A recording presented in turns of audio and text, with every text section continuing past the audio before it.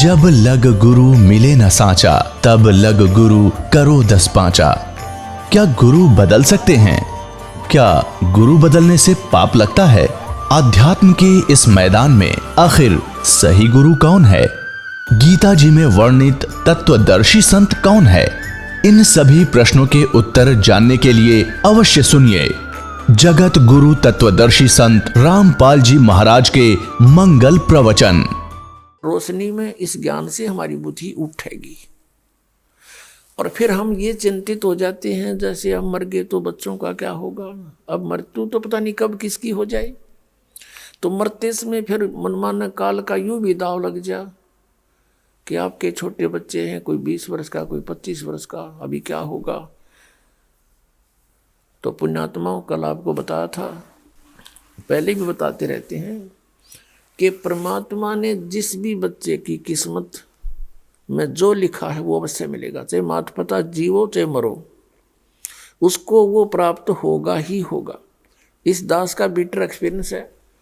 ऐसा देखा हमारे रिश्तेदारी में, एक छोटे छोटे बच्चों का पिता मर गया और वो रो रहा था मरते समय, हाय मेरा क्या, मेरे बच्चों का क्या होगा, मेरे बच्चों का क्या।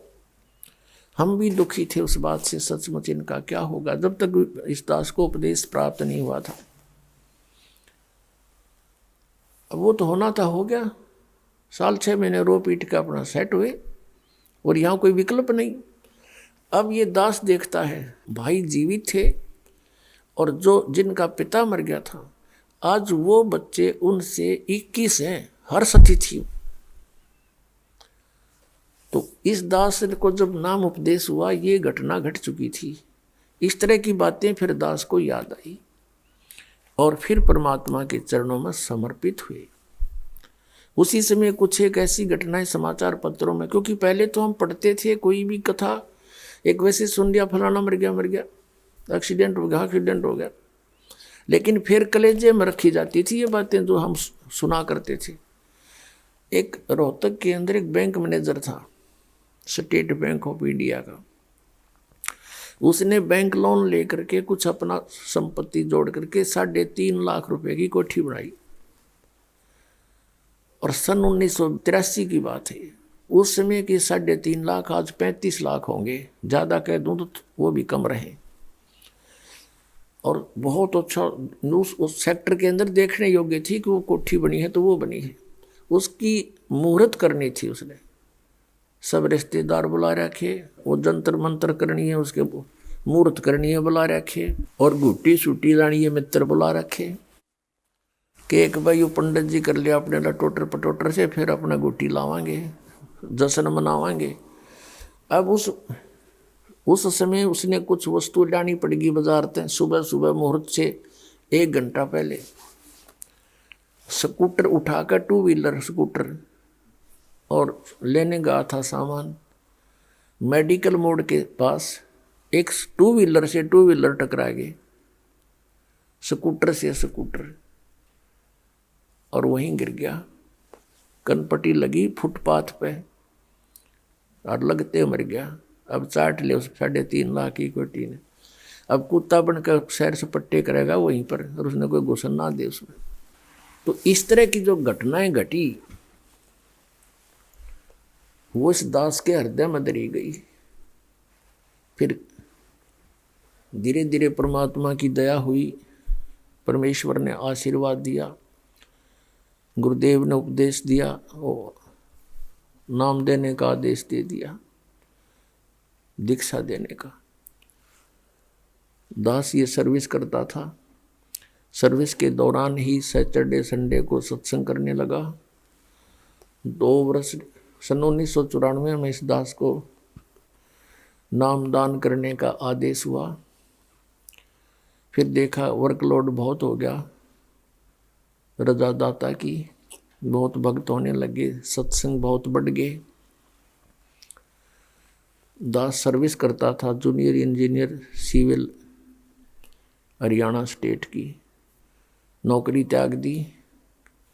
एक ही काम हो सके था, या तो परमात्मा का आदेश पालन हो सकता है या फिर वो दूसरी नौकरी हो सकती थी।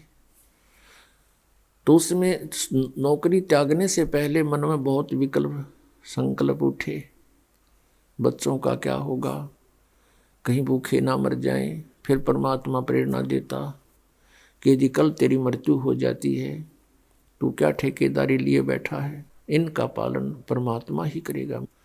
इस तरह की बहुत सी उतार चढ़ाव के बाद फिर परमात्मा ने दया बख्शी या सेवा दे दी, मजदूरी दे दी इस दास को, उसके बच्चों को जगाने की, उन धनियों को जगाने की।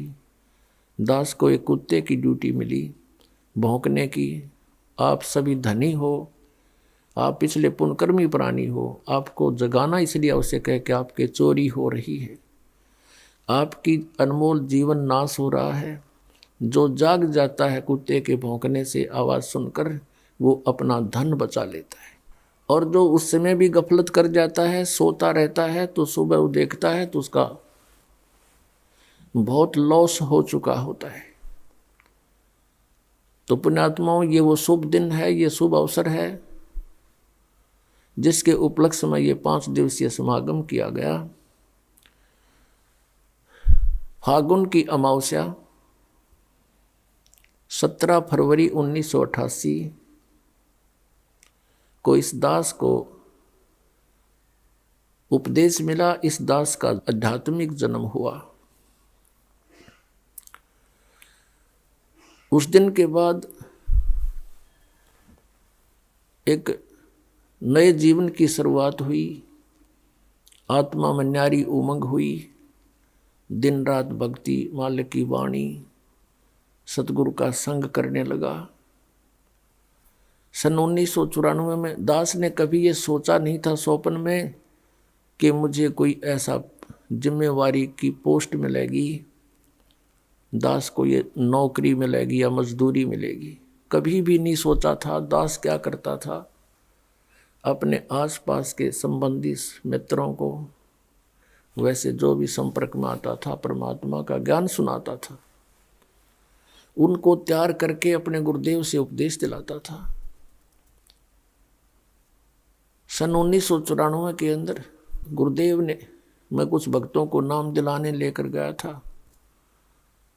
ऐसे बैठे थे बरंडे में, सामने सैकड़ों भक्त विद्वान थे। उस समय मेरे पूज्य गुरुदेव जी की आयु लगभग 105-6 वर्ष की हो चुकी थी और इतना सुंदर चेहरा था, लाल शरीर था।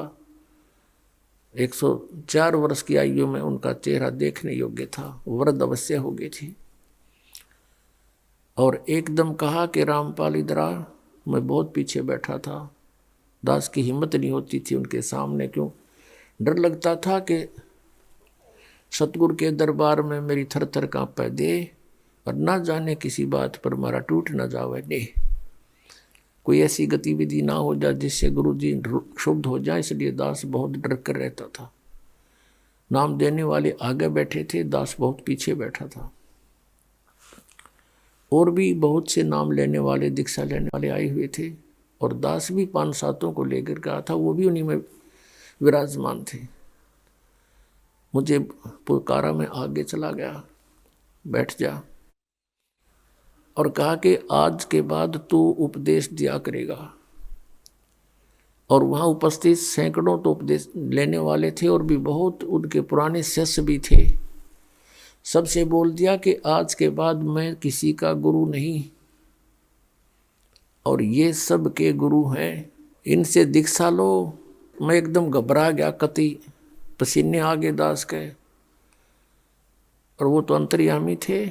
मैं इस चीज़ से डर गया कि इतने जिम्मेवारी की चीज़ कदे दादा ने करी ना, परदादों ने करी नहीं, कि तो देखा नहीं, अनुभव नहीं ऐसा। वो तो अंतर्यामी थे, समझ गए कि चिंता ना करना, तेरे साथ रहूँगा,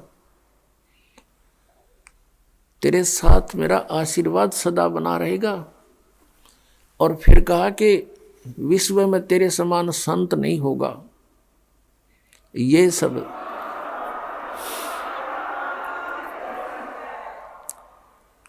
अब पुण्यात्माओं, उस समय दास अपने को भगत भी पूरा नहीं मानने था, और उन्होंने इतनी बड़ा आशीर्वाद दे दिया कि तेरे समान विश्व में कोई संत नहीं होगा। तो कहते हैं, गुरु मेर करे तो काग से हंस बना दे। उन्होंने अपनी मेहर से इस दास को, कौवे को हंस बनाया, अपने ही आशीर्वाद से संत बनाया।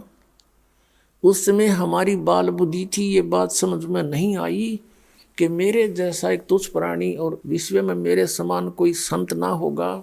ये बात गले नहीं उतर रही थी, लेकिन गुरु की जो वचन है वो उसमें दोष भी दिखाई नहीं देवा था। जैसे कोई छोटा बालक होता है और उसको कोई कहता है कि बेटा वो पेन ला, वो जैसे पेन रखा होता है, ये पेन रखा हो और वो बच्चा उठा लेता है, वो पूछता है डैडी ये क्या है, पिताजी ये क्या है। पिताजी कहता है बेटा पेन है। वो कहता है कि पेन है, पेन है। और इस बात को कहते कहते उसको रख के वो और खेल लग जाता है। कहने का भाव ये है कि उसको न तो ये अविश्वास है कि पिताजी जो कह रहा है वो गलत होगा, लेकिन उसकी बुद्धि इतनी बाल है कि इसको समझ नहीं पा रही ये पेन है। वो ऐसे उसको छोड़कर चला जाता है। तो इस दास की अब वो ऐस अतिथि थी। उन्होंने कहा कि तेरे बराबर विश्व में कोई संत नहीं होगा। तो उस समय दास ऐस अतिथि में था और वो जो कह रहे थे तो पेन था ही। तो अब इस बात का कुछ एहसास हो रहा है, क्योंकि अन्य संतों ऋषियों के जो अनुभव देखे दास ने, इनके पास तक खख भी को नहीं अध्यात्म ज्ञान का।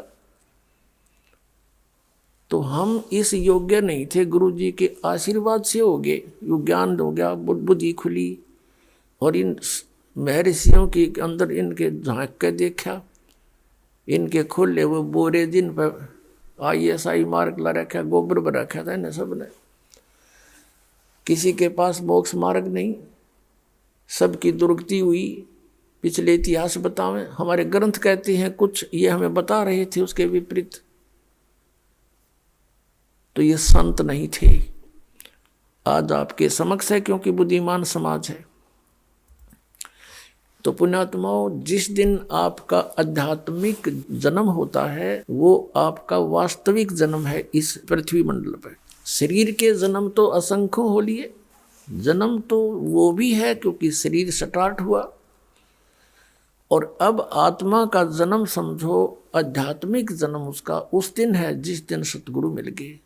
जा दिन सतगुरु भेंटिया सो दिन लेखे जाने, बाकी समय व्यर्थ गया बिना गुरु के ज्ञान। कि यही समय हमारा उस दिन से लेखे लगा जीवन जिस दिन से पूर्ण संत मिले। नकली गुरुओं से उपदेश लिया हुआ व्यर्थ है।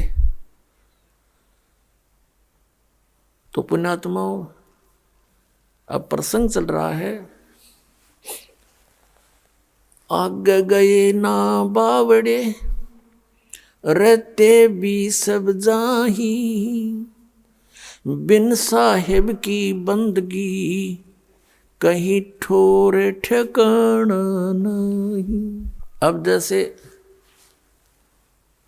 आपका यहाँ मानुष जन्म है, यहाँ से मृत्यु हुई, पुण्य के आधार से आप स्वर्ग गए, पाप के आधार से नरक गए। जब आपका स्वर्ग का समय समाप्त हुआ, वहाँ से तुरंत वहाँ से बाहर फेंक दिया जाएगा। जैसे यहाँ मनुष्य जीवन पूरा होते ही आपको बाई फोर्स यहाँ से निकाल लिया जाता है। फिर नहीं एक सेकंड का भी, एक सांस भी आपको नहीं मिलेगा। और चलो धर्मराज के दरबार में, इतने पुण्य, चलो स्वर्ग में। अब स्वर्ग में भी बाई फोर्स, क्योंकि विधान है यहाँ का। सारा कार्य यहाँ पर हमारे साथ बाई फोर्स बलपूर्वक करा जा रहा है। हम स्वतंत्र नहीं है। जब तक हम परमेश्वर कबीर जी की शरण में नहीं आते, हम परतंत्र हैं। तो जब आप स्वर्ग में गए, स्वर्ग समय पूरा होते ही कहते चलो जबरदस्ती नरक में, नरक का समय पूरा होते ही फिर चलो कुत्ता बनो, कुत्ते का समय पूरा होता है चलो गधा बनो, गधे का समय पूरा होते ही फिर कभी 84 लाख योनियां भोग के फिर मनुष्य जीवन मिल गया, मनुष्य जीवन समय पूरा होते ही फिर चलो, या चलो चलो तो सतलोक में मिटेगी। अब जैसे गीता जी अध्याय नंबर 15 के श्लोक नंबर 1 से 4 में कहा है, अर्जुन जिस समय तत्वदर्शी संत तुझे मिले उसके पश्चात इस अज्ञान को तत्व ज्ञान रूपी शस्त्र से काट के, अर्थात उस तत्व ज्ञान के आधार से साधना करके उसके पश्चात अच्छी तरह समझ के उसके पश्चात परमेश्वर के उस परम पद की खोज करनी चाहिए, जहां जाने के बाद साधक फिर लौटकर कभी संसार में नहीं आते। उनकी चलो चलो समाप्त हो जाती है। और पुण्यात्माओं कई भक्त बड़े चिंतित होते हैं। और मुझे तो एक बहुत बड़ा आश्चर्य है कि राधा स्वामी पंथ और धन धन सतगुरु पंथ, जय गुरुदेव पंथ, अनसा देश वाला का पंथ, ये बाल योगेश्वर सतपाल जी का और किसी का भी देख लो, सब कहते हैं भगवान निराकार है वहाँ पर सतलोक में। जैसा भी ये सतलोक जानते हैं, प्रकाश ही प्रकाश है, चेतन ही चेतन है, आत्मा उसमें ऐसे जाकर मिल जाती है जैसे बूंद समुद्र में। बड़े आदमियों, ये कोई थ्योरी हुई थारी, ये कोई बात हुई? अरे परमात्मा के लिए हम भटक रहे हैं, परमात्मा से मिलेंगे, उनके दर्शन होंगे। तो अगर परमात्मा वहां नहीं है फिर फायदा क्या? अब जैसे ये तो पता नहीं कैसा ये झुंड वहां रुका हुआ है इन अज्ञान आधार पर कि वहां भगवान है नहीं, प्रकाश ही प्रकाश है, उसमें जाकर समाप्त हो जाएंगे। लेकिन एक आम विवेकशील व्यक्ति भी इस बात को सोचता है। जैसे एक भक्त ने प्रश्न किया, कहने लगा जी वहाँ सतलोक में तो बतावे है कुछ भी को नहीं, मैंने सुना इनसे कईयों से ज्ञान सुना है कि वहाँ सतपुरुष वो परमात्मा तो है नहीं, प्रकाश ही प्रकाश है, तो हम को नहीं जाओ प्रकूट है, वहाँ क्या करेंगे फिर? जहाँ कुछ भी नहीं है वहाँ दिल लगे नहीं।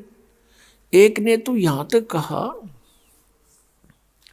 फिर उसको मैंने समझाया, भाई बात सुन, वहाँ सब कुछ है, वहाँ हरे भरे बाग बगीचे हैं, सदाबहार वृक्ष हैं, फलदार वृक्ष सदाबहार है, और वहाँ पर काजू किस्मत सेब संतरे सब सदाबहार है। वहाँ कोई काम नहीं है, कोई कार्य नहीं करना पड़ता। पुण्यात्मा काम कौन करके पर्सन है? आजकल हमने कितनी सुविधाएं कोशिश कर ली बनाने की, रिमोट से टीवी चले, रिमोट से सब कुछ है, गेट खुल जाते हैं, बंद हो जाए रिमोट तय। हम सभी व्यक्ति नो सोचें, कम से कम काम करें और सुविधा घनी हो। तो ये हमें सतलोक में प्राप्त थी और हम चाहते मरा नहीं और मरांगे डेफिनेट। तो ये सुविधा यहाँ नहीं, हमें सतलोक में थी। हम चाहे बुढ़ा ना हो, हमारा सुंदर शरीर है। कई तो ऐसे लीडर देखे हैं, नेता और अभिनेता, अपनी वो कराते हैं सर्जरी युवा दिखण खातिर। ये मन की टेंडेंसी है, बस की बात नहीं। एक 82-80 साल की बुढ़िया, और नो कह दिया उसको, बुढ़िया इधर खड़ी हो जा। नो कहते ना बुढ़ी दिखूँ मैं, और दांत भी नहीं उसका, तेरा गजब हो, और बुढ़ी कद दिखेगी फिर। मतलब कहने का भाव ये है कि हम बुढ़ापा स्वीकार करना नहीं चाहते और मृत्यु पसंद नहीं। तो इसका कारण क्या है कि हम सतलोक में थे, वहाँ ये दोनों रोग नहीं थे। गीता जी अध्याय नंबर 7 के श्लोक 29 में कहा है कि अर्जुन, जो उस तत्व ब्रह्म की भक्ति करता है, जो जरा और मरण से छूटने के लिए, जरा माने बुढ़ापा और मरण माने मृत्यु, इसके छूटने के लिए जो प्रयत्न करते हैं, वो तत्ब्रह्म से, सारे दात्म ज्ञान से और सभी कर्मों से परिचित हो चुके हैं। वो इस संसार की किसी वस्तु की डिमांड नहीं रखते। तो जरा और मरण तो सतलोक में समाप्त होगा। तो उसके लिए तत्वदर्शी संत की खोज करनी, वो तत्वदर्शी संत जो बतावे उसके आधार से भक्ति करने वाले को फिर वो सुविधा प्राप्त होती है, सतलोक प्राप्त होता, जहाँ जाने के बाद फिर कभी मृत्यु नहीं होती। अब गीता जी अध्याय नंबर 8 के श्लोक नंबर 1 अर्जुन ने पूछा था कि वो किम तत्ब्रह्म, जो आपने 7 में 29 में कहा है, तो गीता ज्ञानदाता ने तीसरे श्लोक में उत्तर दिया 8वें अध्याय के गीता जी में कि वो परम अक्षर ब्रह्म है। तो यहाँ प्रसंग फिर हम उसी स्थान पर आते हैं कि उस व्यक्ति को बहुत समझाया हमने कि वहाँ पर सारी सुविधाएं उपलब्ध हैं, वहाँ दूधों की नदी बहती है, वहाँ दूध खराब नहीं होते, वहाँ ऐसा आहार है। फॉर एग्जाम्पल जैसे यहाँ गंगा का जो जल है ये सतलोक से आया हुआ है, ये इस काल के लोक का नहीं है।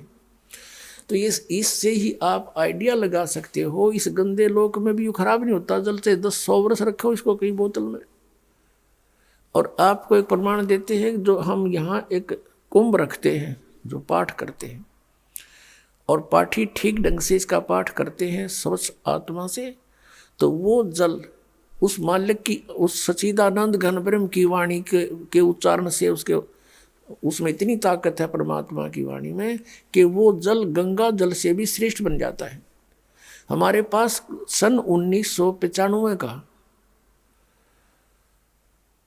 एक बोतल में जल रखा है, एक बहन के घर रखा था, हम सत्संग क्या करते गाँव गाँव में नगर नगर में जाके, तो उसके पास रखा था एक बोतल में, लगभग वो 2-3 किलो की होगी। और वो कहने लगी जी हमारे पास वो मंत्र वो रखा है जल, उसका क्या करूं। ये सन 2009 में उसने दिखाया, 1994 का 15 साल का जल एज इट इज रखा है, न्यू का न्यू, उसमें कित कण भी नहीं किसी वस्तु खराब होने का। तो कहने का भाव ये है कि ऐसे पदार्थ हैं वहाँ पर, वो कभी व्यर्थ नहीं होते। नदी बहती है, दरिया बहते हैं, सरोवर भरे हैं दूध और दही सभी प्रकार की मेवा के। तो मैंने उससे कहा कि वहाँ सारी सुविधाएं हैं। तो वो कहने लगा जी मैं तो बिल्कुल नहीं मानूं, मैं आपका उपदेश नहीं लूँ। भाई क्यों नहीं ले हुए?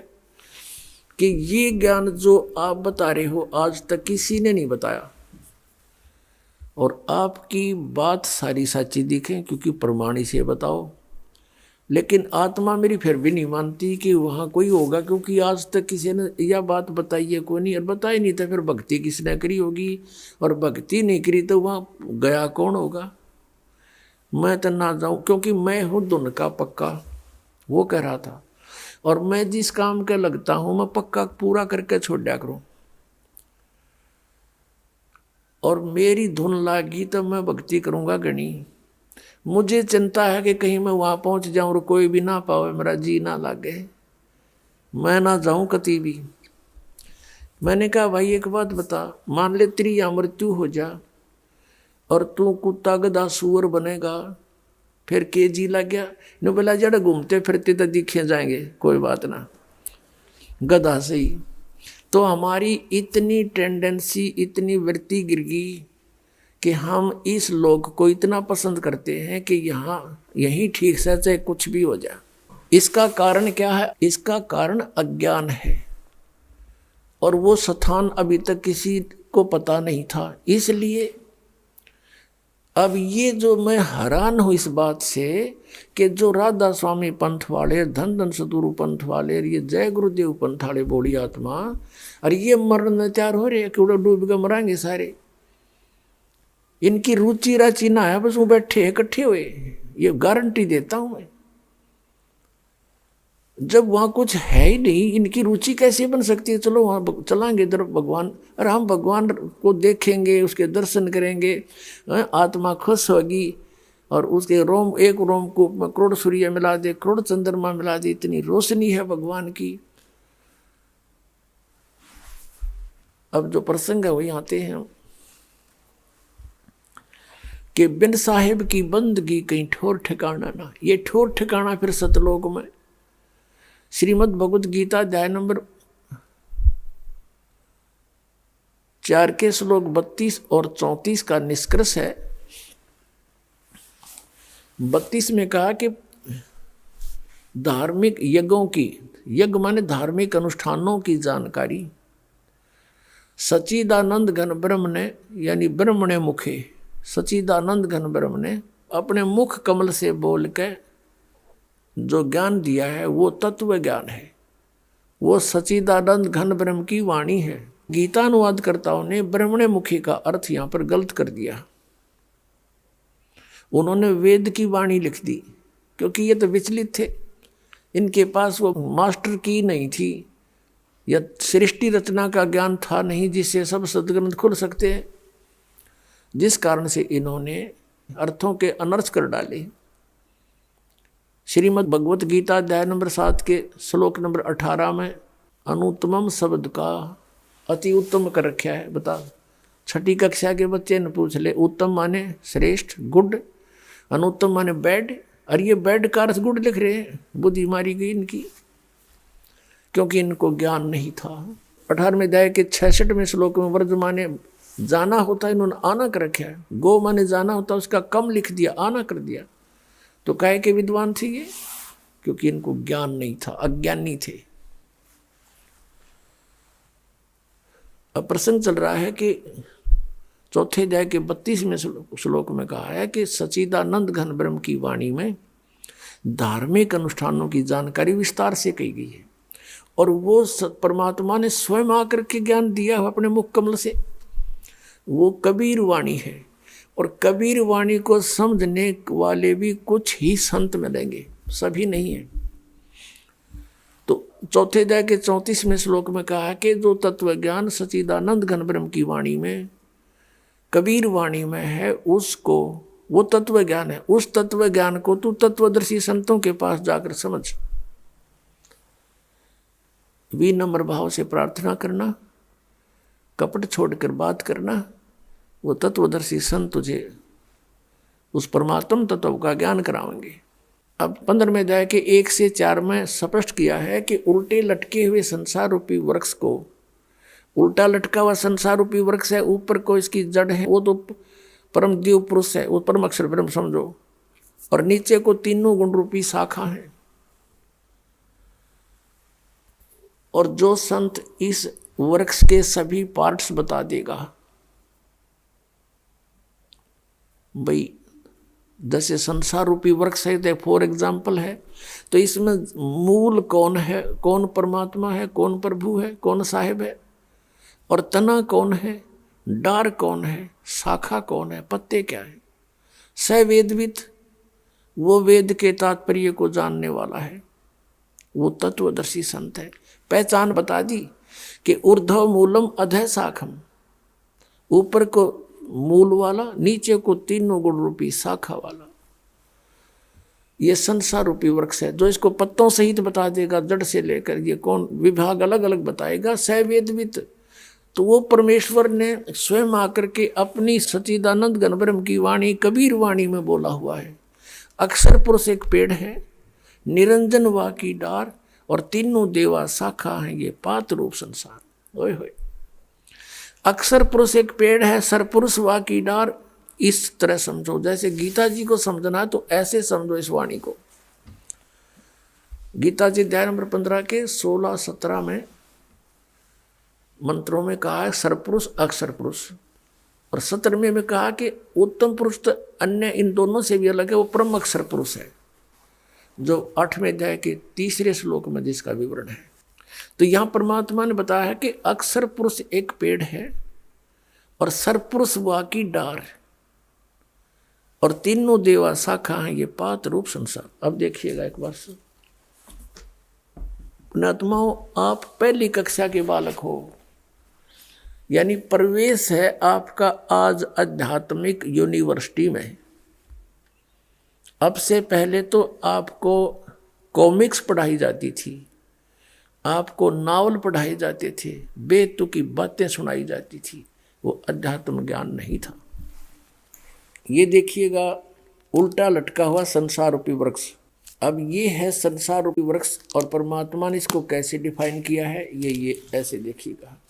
सच्चिदानंद घन ब्रह्म की वाणी में क्या लिखा है, कबीर परमेश्वर ने कहा कि अक्षर पुरुष एक पेड़ है, निरंजन वा की डार, निरंजन कहो इसको, सरपुरुष कहो। अक्षर पुरुष एक पेड़ है, सरपुरुष वा की डार, और तीनों देवा शाखा हैं, ये पात रूप संसार। अब यहां देखिएगा, पूरे वृक्ष को देखें।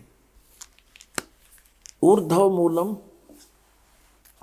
ऊपर को मूल वाला, अधः शाखम, ये नीचे को शाखा वाला। अश्वत्थम प्राहु अव्यम छंदासी यस्य पर्णानि। ये देखिएगा, अब ये देखें श्रीमद् भगवद गीता पंचदशो अध्याय 15वां अध्याय। ऊर्ध्व मूलम अधः शाखम अश्वत्थम प्राहु अव्यम छंदासी यस्य पर्णानि ये तम वेद स वेदवित्। अब यहाँ देखो, आदि पुरुष परमेश्वर मूल वाले, यानी ऊपर को जो जड़ हैं, ये जो ऊपर को जड़ हैं वो तो समझो आदि पुरुष परमेश्वर, वो परम अक्षर ब्रह्म है। ये परम अक्षर ब्रह्म है इस संसार रूपी वृक्ष का, यानी जहाँ से इस पूरे पेड़ को आहार प्राप्त होता है वो कौन है, वो तो आपको बाद में बताएंगे। भी तो युग बता दिया तो बेदक जाओगे। अभी आपको यहीं से लेकर चलते हैं। ये ऊर्ध्व मूलम, ऊपर को मूल रूपी जड़ वाला, ये आदि पुरुष परमेश्वर है। अधः शाखम, और नीचे को शाखा है। अब गीता ज्ञानदाता ने केवल हिंट दिए हैं ऊर्ध्व मूलम, इस गीता जी में ओनली ऊर्ध्व मूलम अधः शाखम, बस, और कोई संकेत नहीं इसने। और ये अश्वत्थम प्राहु अव्यम, ये उगटा लटका हुआ संसार रूपी वृक्ष अविनाशी वृक्ष है। छंदासी यस्य पर्णानि, छंद यानी इसके विभाग और पत्ते आदि इसके छंद हैं, विभाग हैं। और ये तम वेद, या इस अज्ञान रूप में अंधकार में छुपे हुए इस ज्ञान को जो जानता है, स वेदवित्, वह वेद के तात्पर्य को जानने वाला। यहाँ देखिएगा, आदि पुरुष परमेश्वर मूल वाले, यानी ऊपर को जड़ तो आदि पुरुष परमेश्वर परम अक्षर ब्रह्म सत्य पुरुष है। अधः शाखम, यह इन्होंने अधः का अर्थ गलत कर दिया, क्योंकि इनको ज्ञान तो था ही नहीं। अधः का अर्थ कर दिया ब्रह्मा रूप मुख्य शाखा वाले, गलत कर दिया। अब इन देखिएगा, इन्हीं का अनुवाद ये दूसरे श्लोक में, ये दो बार अधः शब्द है, अधः और अधः, इसका अनुवाद यहाँ किया इन्होंने। अधः माने नीचे, अधः माने नीचे और अधः माने नीचे। तो यहाँ अब हम परमात्मा के दिए इस ज्ञान से, बुद्धि से हम इसको ठीक करेंगे। ये प्रथम मंत्र में जो अनुवाद गलत कर दिया, यहाँ पर ऊर्ध्व मूलम, ऊपर को आदि पुरुष परमेश्वर मूल वाले, ये तो ठीक संकेत कर दिया अनुवादकर्ता ने। और यहाँ कर दिया अधः शाखम, ब्रह्मारूप मुख्य शाखा, इनकी बुद्धि ब्रह्मा विष्णु महेश से ऊपर उठी है कोनी। तो यहाँ लिखना था नीचे को शाखा वाला।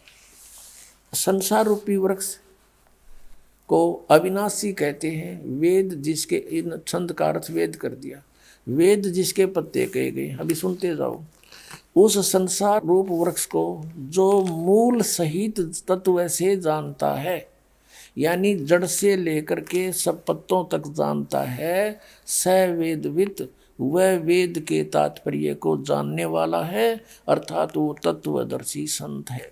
इसका ये अर्थ है। फिर क्या लिखा है कि ये उस संसार वृक्ष की तीनों गुण रूप, ये कोड वर्ड है। ये तत्वदर्शी संत बिना परमात्मा की दया बिना नहीं समझ में आ सकते। रजगुण ब्रह्मा, सतगुण विष्णु, तमगुण शिवजी रूपी ये इसकी शाखा है।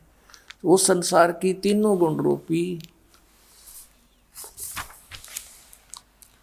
विषय पर वाला शाखा, ये शाखाएं हैं। यही समझो, इतना ही काफी है। इन्होंने तो बहुत कुछ लिख रखा है। नीचे और ऊपर फैली हुई है, और इस मनुष्य लोक में कर्मा के बंधन के अनुसार ये हमें फंसाए रखने की भी मुख्य कारण है। यहाँ मूल जड़ नहीं है। ये ब्रह्मा विष्णु महेश को बताया कि तीनों गुण हमारे को यहाँ कर्मा अनुसार बांधे रखते हैं।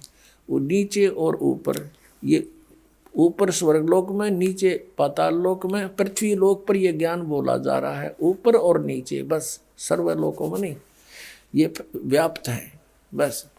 अब यहाँ कहता गीता ज्ञानदाता 15वें अध्याय के 3रे श्लोक में, इस संसार रूपी वृक्ष का स्वरूप जैसा कहा है वैसा यहाँ विचार काल में, अर्थात गीता ज्ञानदाता कहता तेरे और मेरे डिस्कशन में अर्जुन यहाँ नहीं, मैं नहीं बता पाऊँगा, नहीं पाया जाता। मैं नहीं बता सकता, क्योंकि इसका न आदि है और न अंत है, और न इसकी कोई अच्छी प्रकार स्थिति का मुझे ज्ञान है। इसका अर्थ ये है, इसलिए इस सुविरुद्ध मूलम, अति दृढ़ मूल वाले, ये तो इनकी अपनी सोच है। अति दृढ़ मूल यानी ऊपर को जो जड़ है वो तो अविनाशी श्लोक है, अविनाशी परमात्मा है। अति दृढ़ मूल वाले, अविनाशी मूल रूपी प्रभु और लोक वाले इस संसार रूपी वृक्ष को अक्स दृढ़, दृढ़ है माने दृढ़, असंग शस्त्रेण, उस तत्व ज्ञान रूपी शस्त्र के द्वारा, ये गलत लिखा, उस तत्व ज्ञान रूपी शस्त्र द्वारा काट कर, अर्थात अच्छी तरह समझ कर, 15वें अध्याय का 4 श्लोक का है। उसके पश्चात उस परम पद रूप परमेश्वर की भली भांति खोज करनी चाहिए, जिसमें गए हुए पुरुष यानी साधक फिर लौटकर संसार में कभी नहीं आते, और जिस परमेश्वर से पुरातन संसार रूपी वृक्ष की प्रवृत्ति विस्तार को प्राप्त हुई है, यानी जिस परमात्मा ने इस संसार रूपी वृक्ष की रचना की है, सारे ब्रह्मांडों की रचना की है, और उसी आदि पुरुष नारायण की मैं शरण हूँ।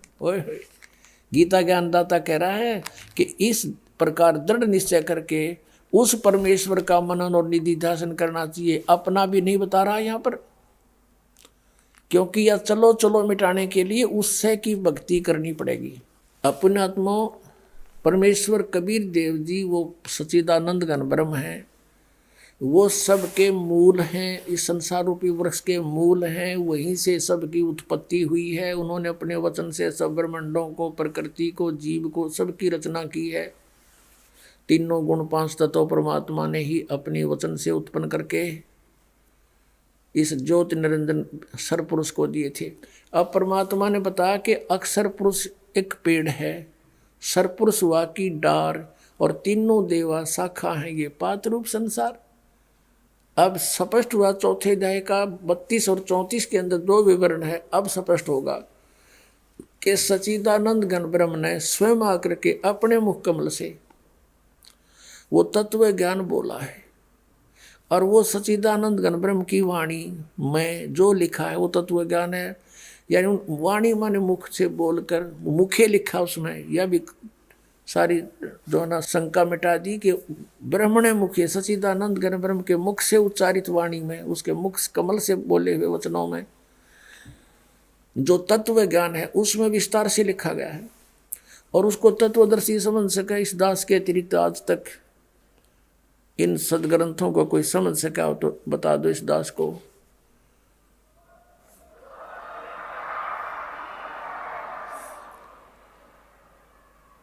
पचपन 500 वर्ष हो गए इन पवित्र सदग्रंथों को यहाँ कागज पे लिपिबद्ध हुए को, और आज तक इन सदग्रंथों को ये महर्षि कहलाने वाले नहीं समझ सके।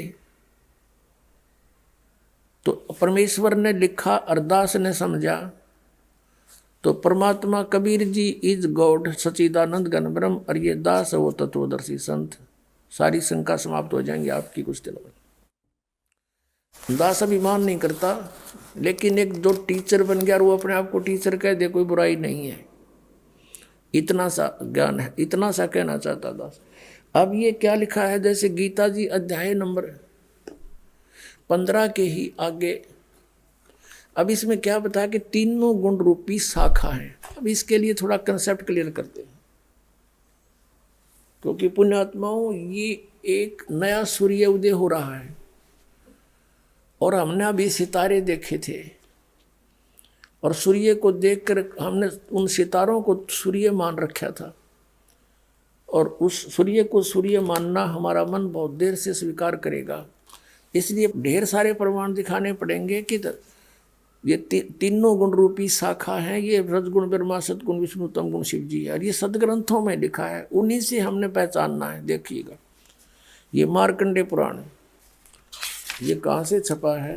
प्रकाशक एवं मुद्रक हैं गीता प्रेस गोरखपुर, गोविंद भवन कार्यालय कोलकाता का संस्थान। ये इनके फैक्स और फोन नंबर है। इसके 123 पृष्ठ पे स्पष्ट किया है। मार्कंडेय ऋषि जी बता रहे हैं, 122 पृष्ठ से प्रारंभ करेंगे हम। या नीचे आ जाइए। मार्कंडे जी बोले, मुने, अब यहाँ हमारे मतलब का यहाँ पर है, इसके सामने कति ये रहा। इस तरह सारे विवरण को यहाँ निष्कर्ष आ जाता। इस तरह स्वयंभू परमात्मा की 3 अवस्थाएं हैं। रजोगुण प्रधान ब्रह्मा, तमोगुण प्रधान रुद्र, सत्व प्रधान विश्वपालक विष्णु है। यही 3 देवता हैं और यही 3 गुण हैं। अंडरस्टूड हो गया कि तीनों गुण हैं, रजगुण ब्रह्मा, सतगुण विष्णु, तमगुण शिव जी। बुद्धिमान को संकेत ही बहुत होता है। अब श्रीमद् भगवद गीता को अब फिर देखते हैं इन 4 श्लोकों को, और फिर आगे चलते हैं 16 और 17 श्लोक में।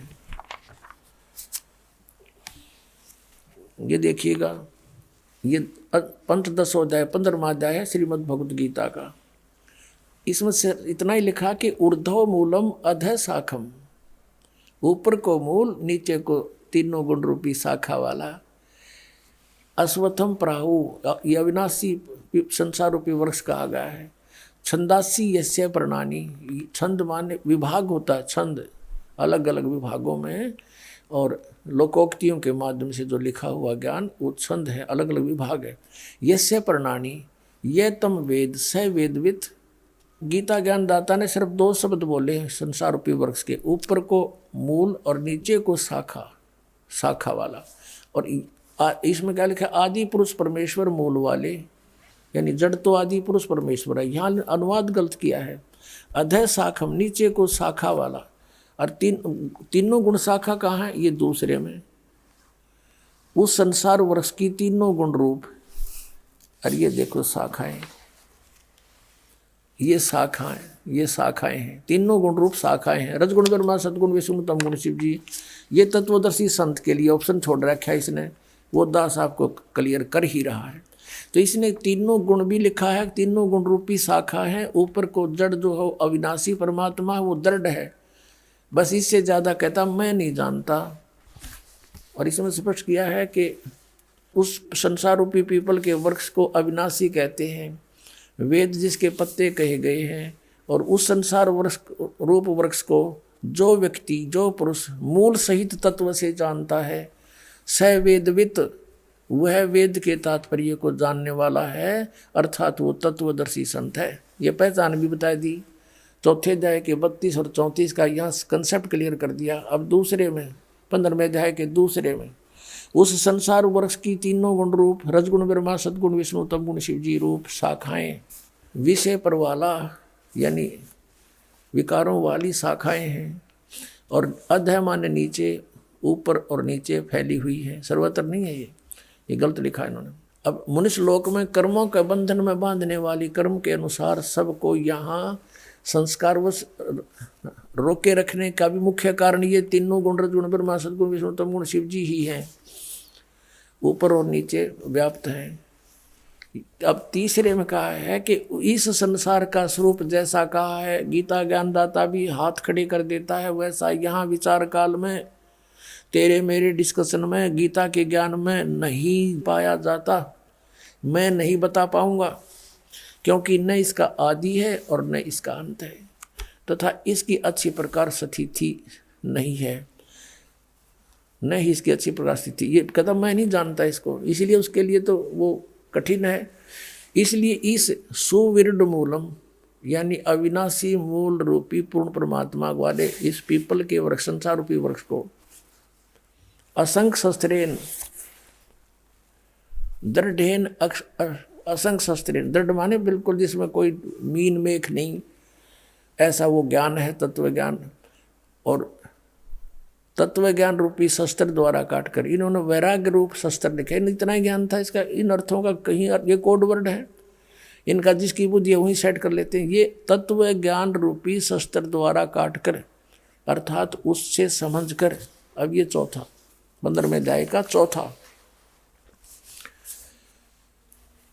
उसके पश्चात परम पद रूप परमेश्वर को भली भांति, उस परम पद परमेश्वर को भली भांति खोजना चाहिए, जिसमें गए हुए पुरुष फिर लौटकर कभी संसार में नहीं आते, उनकी चलो चलो समाप्त हो जाती है।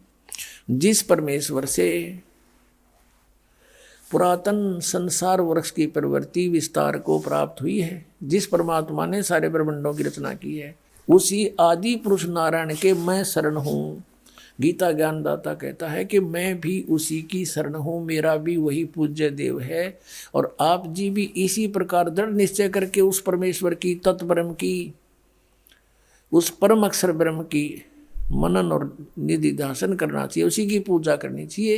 ये गीता ज्ञानदाता भी फाइनल कर रहा है। अब पुण्यात्माओं, हम एक बच्चे को पढ़ाते हैं, बेटे या बेटी को, उसको BA MA या अन्य कोई ट्रेनिंग करवाते हैं। लगभग वो 17-18 वर्ष तक पढ़ता है और फिर 5-6 वर्ष का वो शिक्षा ग्रहण भी करने लगता है। तो 24-25 वर्ष तक हम बच्चे को फ्री छोड़ देते हैं। किस लिए? कि ये शिक्षा ग्रहण करे और अपनी 2 रोटी का साधन बना सके, नथिंग एल्स। और ये मोक्ष का कारण, ये मोक्ष मार्ग इस जैसा तो कोई इस पृथ्वी पर कर्म नहीं। इस अगर समझ में आपका आ जाएगी, और ये समझ में लाने के लिए आपको परिचित कराया जाता है, बार बार ये ज्ञान सुनाया जाता है, आपके अंदर फीड किया जाता है।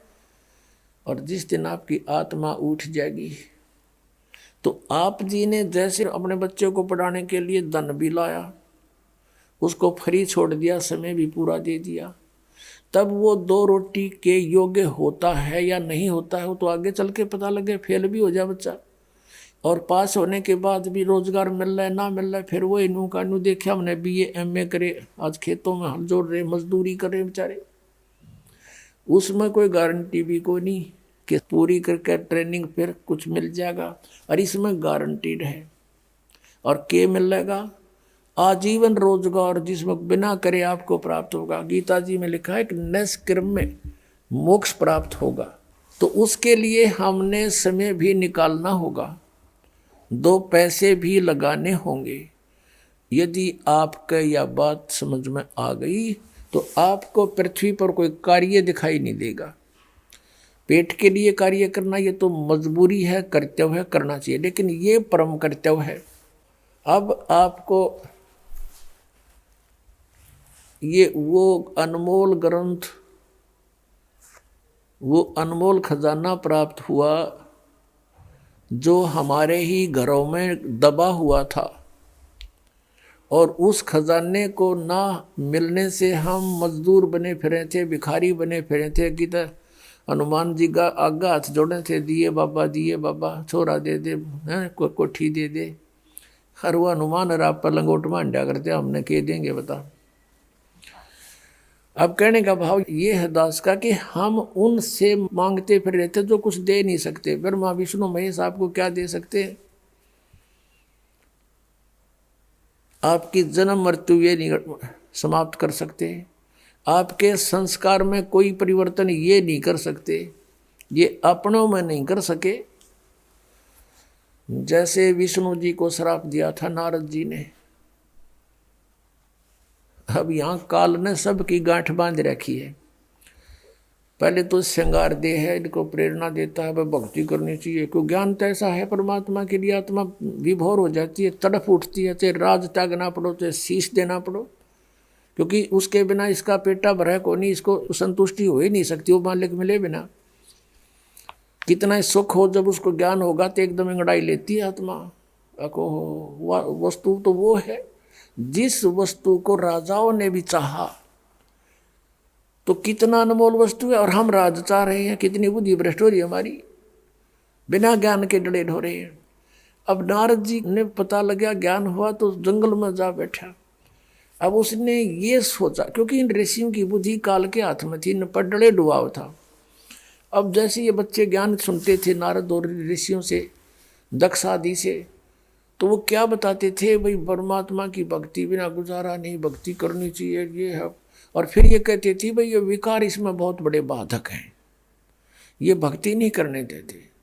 तो नारद जी ने सोचा पहले इन विकारा ने ठीक करूं। जंगल में जा बैठा, निराहार रह गया, कभी थोड़ा बहुत खा लिया, और 10-12 वर्ष खूब अपनी साधना की। तो उसने आप पे फैसला कर दिया, और कौन सी यूनिवर्सिटी थी इनका टेस्ट हुआ करता, आप पे ने बोला कि भाई अब मैंने जीत ली सब इंद्रियों को, अब मैं बिल्कुल वासनाओं से रहित हो चुका हूं। अब वो आ गया अपने पिता ब्रह्मा जी के पास। नारद जी ने कहा, पिताजी अब मैंने अपने विकारों पर काबू पा लिया है, मैंने जीत ली है ये माया, अब मैं भगत बनूंगा। ब्रह्मा जी को तो पता था कि यहाँ पर बुरा हाल है जीव का, और जब जवान बेटा इसको मैं कह दूंगा कि भाई ये तू गलत सोच रहा है, तो मन मान ये गुस्सा हो जा, और गुस्सा होने से इनके पास काल ने ऐसा जुल्म कर रखा है, इनको विषैले सर्प बना देता है। ब्रह्मा को डर था, जैतने इसकी अब जो स्थिति में यूं खड़ा है और एक शब्द भी नो कह दिया कि तू गलत कह रहा है तो मुझे श्राप दे दे मनमान है। यानी इनके पास ये श्राप शक्ति भर देता है काल सिद्धि से, ये इनकी हठ योग से सिद्धि आती है। ब्रह्मा जी चुप रहा ने बोला, बेटा बड़ी अच्छी बात है, लेकिन इस तरह की बातें बताया नहीं करते। अब वो कह तनु था, वो कितने कह देगा विष्णु जी या जी किसी के पास, फिर वो इसकी देही तोड़ेंगे, यानी इसकी विरान मट्टी कर देंगे। उसने कहा, बेटा ठीक है, तू ऐसा करना, कहीं जिक्र ना करना। अक नहीं जी, क्यों ना करूं, मैंने तो विजय पा ली है, ढोल के डंके से कहूंगा। ब्रह्मा जी ने कहा, फिर तू विष्णु जी के सामने मत कहना। अक अच्छा जी, अब वहां तो कह दिया, अच्छा जी पहुंचा, बालक की ये वृत्ति हो है, किसी को नू कह देना कि इस बक्से ना खोलिए, माँ बाप के जाते पहले उस सन खोल लगा, यह एक ऐसी वृत्ति हो उस बालक में, जिज्ञासा बढ़ जाती है। तो वो सीधा विष्णु जी के लोक में गया नारद जी। अब भगवान विष्णु ने कहा, आओ महात्मा आओ बैठो। कैसे आए बच्चा?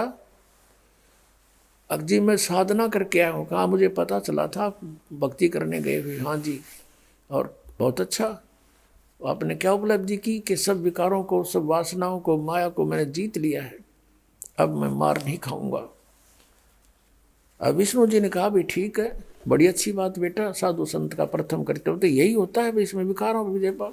अब जब तो नारद जी तो कह गया, रिमोट काल के हाथ में विष्णु रखा, फिर पाछे तक काल ना प्रेरणा कर दी। उसको इस चिंता बनी रहती है कि अगर ये ब्रह्मचारी पद में पहुंचने लगे सारे, और बालक बच्चे कौन पैदा करेगा, मैं खाऊंगा कि? तो इसने विष्णु में बर्दी फूक कि इसको तो अभिमान हो गया, चल इसको अभी ठीक करता हूँ। विष्णु जी ने काल प्रेरणा से एक मायावी नगरी रच दी अपनी सिद्धि तय। 16 कला के भगवान है ये।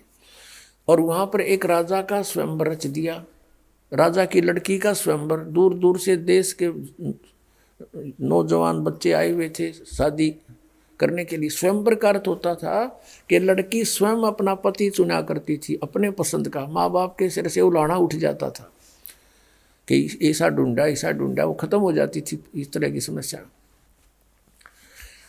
अब नारद जी उसी नगरी से गुजरा, और ब्याह के गीत बहुत बुंडे हो हैं, आम आदमी में प्रेरणा हो जाए। सारे श्रृंगार कर औरतें गाने गा रही हैं, बहुत सुंदर नगर सजा रखा है। नारद जी ने पूछा, भाई क्या हो रहा है? वहां बताया नागरिकों ने कि भाई यहाँ एक राजा की लड़की बहुत सुंदर है, अप्सरा आई है समझो, ऐसी है, और उसका विवाह हो रहा है। अब नारद जी का भी उठी अंगड़ाई, उसने सोचा रहे ब्याह भी करवा के देख लिया कि बूढ़ी बात से पिताजी ने करवा रखा, चाचा जी ने करवा रखा, छोटे चाचा जी ने करवा रखा, क्या फर्क पड़े है? पिताजी ब्रह्मा जी, चाचा इसका विष्णु जी, छोटा चाचा शंकर जी, सारे विवाह कराए बैठे। तो इस प्रेरणा से वो भूल भाल गया अपने उद्देश्य ने।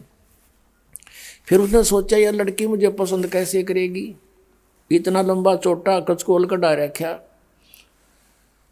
तो उसने सोचा भाई तू भगवान से, विष्णु जी से उनका रूप मांग ले, बहुत सुंदर है भगवान। तो वो जा करके एक बनी में बाहर अर्ज करी, भगवान विष्णु प्रकट हो गए। कहा भी बेटा कैसे याद किया,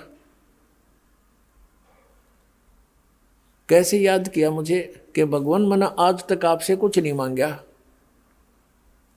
और आज मैं आज कुछ मांगना चाहता हूँ, अगना वचनबद्ध हो गया। आज मुझे हरि रूप चाहिए, मैं विवाह कराऊंगा। हरि का अर्थ संस्कृत में बंदर भी होता है। विष्णु जी ने उसका बंदर का मुंह लगा दिया, विष्णु जी चले गए। अब नारद जी ने सोचा कि मैं सबसे हैंडसम हो गया ही, और वो आ गया स्वयंवर में। स्वयंवर में चेयर रखी हुई थी, सभी राजा महाराजा जो भी विवाह कराने के इच्छुक थे उस पर बैठ के विराजमान हो गए। अब नारद जी भी बैठ गया जच के कुर्सी पे। अब वह लड़की आई माला लेकर, वरमाला। अब जो ही वो नारद के पास आई तो कति सोच लिया था आते बनेगा काम। अब वो लड़की उसे आगे गुजर गई, आगे निकल गई। उसने सोचा लड़की का ध्यान नहीं पड़ा दिखे। अब वहाँ से उठ के खाली कुर्सी और थी, वहाँ जा बैठा, अकीब इधर से आओगी जब दिखूंगा। अब वो उसके पास से फिर आगे गुजर गई, थोड़ी सी पीछे हो के, बल्कि अकवा सकल उसको ढूंढ लागे कि दे मार दे जो रखे। तो जब वो आगे चली गई तो बहुत सोचने लगा क्या बात होगी। उसके पास में एक बैठा था, ने बोला भगत अपनी शकल देख। वो शीशा दिखा, पानी दिखाया कटोरे में, अपनी शकल देख कर तू क्या हमने डर लगे न हो रहा, तू छोरी लड़की सोच के हमने डर लगे तेरे थे। जब उसने देखा तसला अपने जल में सूरत, वो तेरा गजब हो। इतने में क्या हुआ कि विष्णु जी आ गए, खाली चेयर पर बैठ गए। उस लड़की ने विष्णु जी का वरमाला डाल दी। अब नारद जी की तो 100 पे सुई गई, एकदम क्रोधित हो गया और 100 गाली सुना दी विष्णु के, तू छलिया है, छल कपटी है, तू किसी को सुखी देख कर नहीं प्रसन्न होता, तो किसी को बसता देख कर खुश नहीं है। और श्राप दे दिया कि तूने जो मुझे बंदर का मुंह लगा है और तू सारी उम्र अपनी पत्नी की, आज मैं एक औरत के वियोग में दुखी हूँ, तू सारी उम्र सारा जीवन एक अपनी औरत के वियोग में गुजारेगा, व्यतीत करेगा।